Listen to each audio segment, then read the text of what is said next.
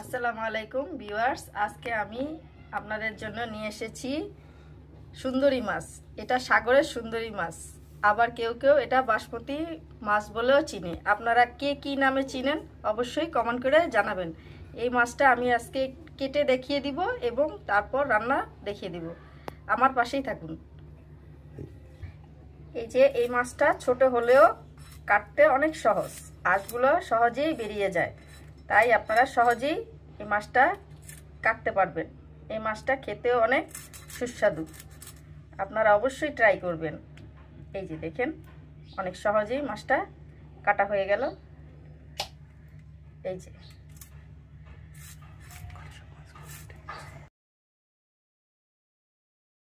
এক এক করে মাছগুলো আমি সব কেটে নিচ্ছি। তারপর যে মাছগুলো কেটে নেওয়ার পরে আমি সুন্দর করে পরিষ্কার করে ধুয়ে নিয়েছি।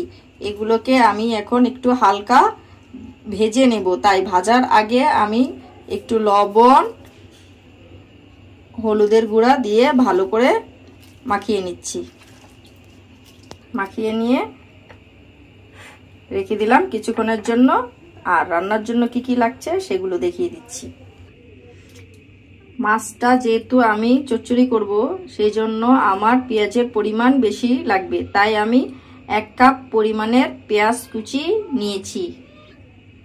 নিয়েছি কিছু পরিমাণের কাঁচামরিচ ফালি। এগুলোকে আমি আধা ফালি করে নিয়েছি যাতে ঝালটা ভালো আসে।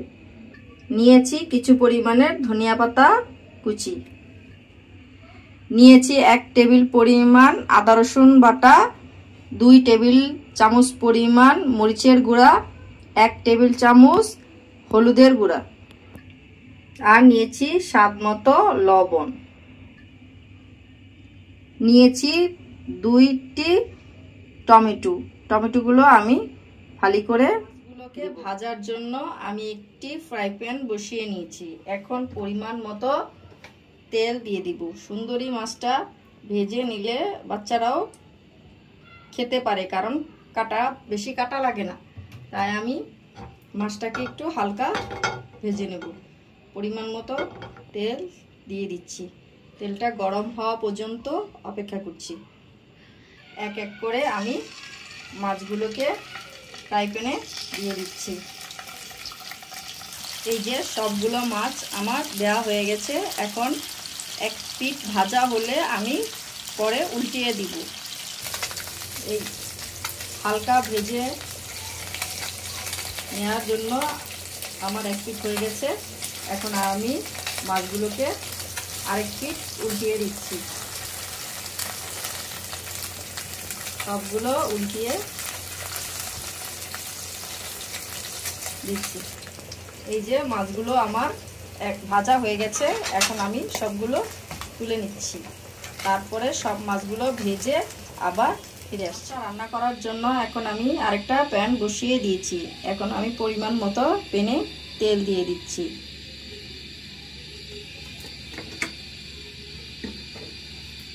এখন আমি পেঁয়াজ কুচিগুলো তেলের মধ্যে ছেড়ে দিলাম। হালকা লাল করে ভাজা পর্যন্ত পেঁয়াজগুলোকে লাগতে থাকবো। পেঁয়াজগুলোকে আমি হালকা বাদামি করে ভেজে নিয়েছি। এখন আমি দিয়ে দিব আদা রসুন বাটা। আদা রসুন বাটাগুলো দেওয়ার পরে আমি একটু হালকা ভেজে নেব যাতে কাঁচা গন্ধটা চলে যায়। তারপরে দিয়ে দিচ্ছি কিছু পরিমাণের পানি, কারণ আমি গুঁড়া মশলাটা অ্যাড করব যাতে পুড়ে না যায়, সেই জন্য আমি অল্প পানি অ্যাড করে নিলাম। এখন দিয়ে দিব গুঁড়া মশলাগুলো। মরিচের গুঁড়া, হলুদের গুঁড়া, পরিমাণ মতো লবণ, হালকা নেড়ে চেড়ে আমি দিয়ে দিব কাঁচামরিচ কুচি। এখন এগুলোকে ভালো করে কষিয়ে নিব। মশলাটা ভালো করে কষিয়ে নেওয়ার পরে এখন আমি দিয়ে দিচ্ছি টমেটো কুচিগুলো। টমেটো কুচিগুলো দিয়ে আমি ভালো করে নেড়ে চেড়ে কষিয়ে দিচ্ছি। টমেটোগুলো সিদ্ধ হওয়ার জন্য আমি 10 মিনিটের জন্য এটা ঢেকে দিলাম। 10 মিনিট হয়ে গেছে। এখন আমি ঢাকনাটা তুলে ভালো করে নেড়ে চেড়ে আবারও কষিয়ে দিচ্ছি। ভালো করে নেড়ে এখন আমি ওইটার মধ্যে আরও কিছু পানি অ্যাড করবো। টমেটোটা সিদ্ধ হয়ে গেছে। এখন আমি হালকা অল্প পানি দিব, কারণ মাছটা তো আমি ভেজে দিয়েছি, তাই বেশি বয়েল করার দরকার হবে না। তাই আমি মাছটার জন্য অল্প পানি নিয়ে নিয়েছি। এখন আবার ঢেকে দিচ্ছি বলক আসা পর্যন্ত। এই যে আমার মশলাটা বলক এসে গেছে। এখন আমি মাছগুলোকে দিয়ে দিচ্ছি, সুন্দর করে ছড়িয়ে মাছগুলোকে দিয়ে দিচ্ছি।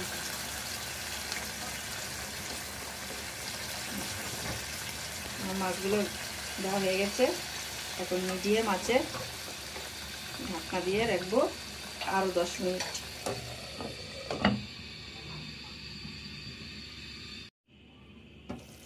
এই যে আমার মাছটার তেলটা উপরে উঠে এসছে।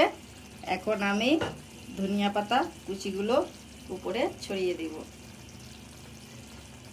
দিয়ে দিলাম ধনিয়া পাতা কুচি।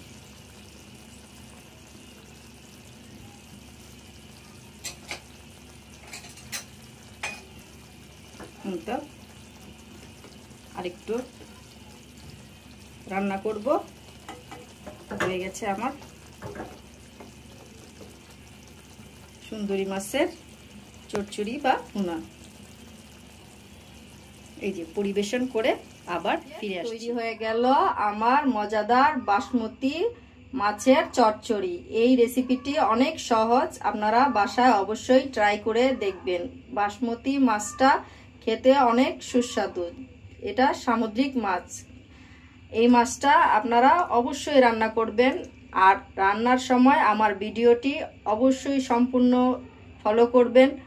আমার চ্যানেলটি যদি আপনাদের ভালো লেগে থাকে তাহলে লাইক, কমেন্ট এবং শেয়ার করতে ভুলবেন না। আর আমার চ্যানেলটি অবশ্যই সাবস্ক্রাইব করবেন। সাবস্ক্রাইব করে বেল আইকনটি বাজিয়ে রাখবেন, তাহলে আমার সকল নতুন নতুন ভিডিওগুলো আপনাদের কাছে পৌঁছে যাবে। আর আমার চ্যানেলটি যারা সাবস্ক্রাইব করেছেন তাদেরকে অসংখ্য ধন্যবাদ।